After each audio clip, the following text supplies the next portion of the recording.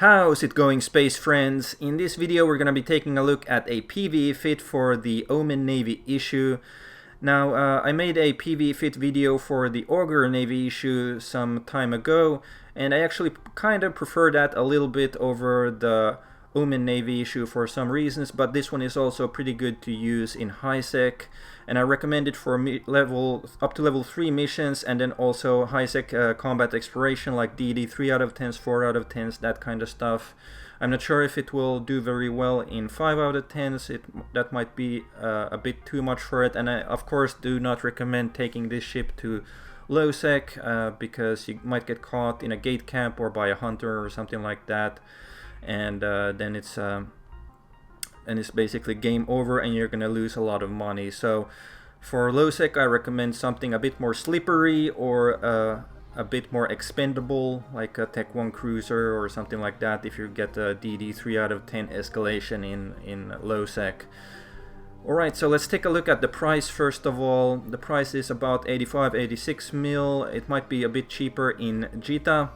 Now the Augur Navy Issue was about 72 mil, the fit that I had, so that one is significantly cheaper, although this one doesn't break the bank either.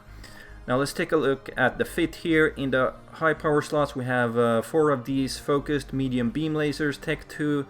Now in highsec, when I'm doing the combat anomalies for escalations, I'll typically use Tech 1 ammo because it doesn't wear out, the crystals don't get damaged or anything, so you don't have to replace them. They're basically infinite ammo, and these have a decent range, and also the damage is okay. It'll take between 1 and 3 shots for them to kill the NPCs, the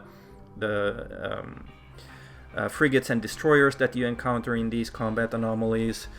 Then you can also switch, if you want to get closer, you can switch to Multifrequency, and that'll give you a bit more damage, and you may be able to kill the NPCs in about 1 or 2 shots instead of the 3 shot for some NPCs, although your range is much shorter.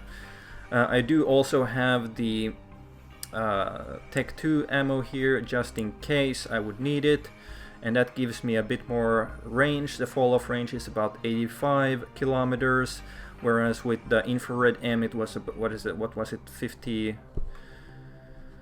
59 or so.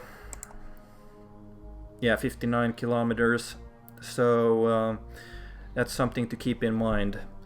And then here in the utility high slot we have a core probe launcher, and if you're an Omega account then you can train up your scanning skills a bit. You may be able to scan down DD 4 out of 10s with this one, but I'm not sure about the alpha accounts, and you can use these Tech 2 medium beam lasers on an alpha account. It's just gonna take you quite a while to train up for that, so you can, if you want to use this ship before that, you can also switch to Tech 1 or Meta lasers in the meantime. So yeah, basically the core probe launcher is something that's useful. I wouldn't really switch it out for anything else personally, although you can have a salvager or a tractor beam or something like that.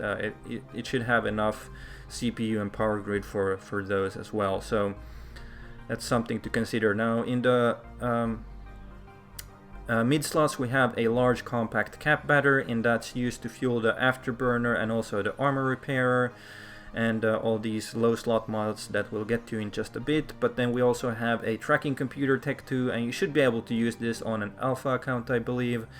Currently I have the tracking speed script, but if you're getting tracking disrupted then you may want to switch to an optimal range script, and that gives you somewhat more range on your lasers so that you can hit the targets even if they're tracking disrupting you. And then also one thing that I like about the Omen Navy Issue is that it has quite a bit of a speed advantage. Now with the 10 MN Afterburner, the max velocity with my skills is 821 meters per second, whereas with the Augur Navy Issue it's about 640 or 650 or something like that, and so that enables you to move around a bit more, and you also get more speed tank as well, which reduces your incoming damage. And then we have 2 heat sinks here in the low slots to increase your laser damage. and we have the Armor Repair, Medium Armor Repair Tech 2. And then we also have 2 Armor Hardeners, 1 EM, 1 Thermal, and also a Reactive Armor Hardener as well. And that'll kind of adapt to the incoming damage, whether it's EM and Thermal or whatnot. It'll adapt to that and give you more repping power, basically. And then we have a Capacitor Flux Coil to give us some more capacitor, and we have 3 of these medium capacitor control circuits, and this makes our fit cap stable. Even with the repairer running, it's cap stable at 60%, which may be a bit overkill. I guess you could maybe get rid of the capacitor flux coil in the low slots and put in a tracking enhancer or something like that. That's also an option. And then this ship also has 50 cubic meters of drone space. Now I used light drones because I'm in highsec and they apply better damage to the smaller targets that I'm going to be encountering, but you could also use medium drones because it does have 50 megabytes of drone bandwidth. And as you can see here, I have 5 drones that I launch and then 5 backup drones in case I lose a drone or 2 during my sites that I'm doing. So that's basically it, and next let's take a look at a DD 3 out of 10 that I did in Sancha Space, and yeah, so let's take a look at that.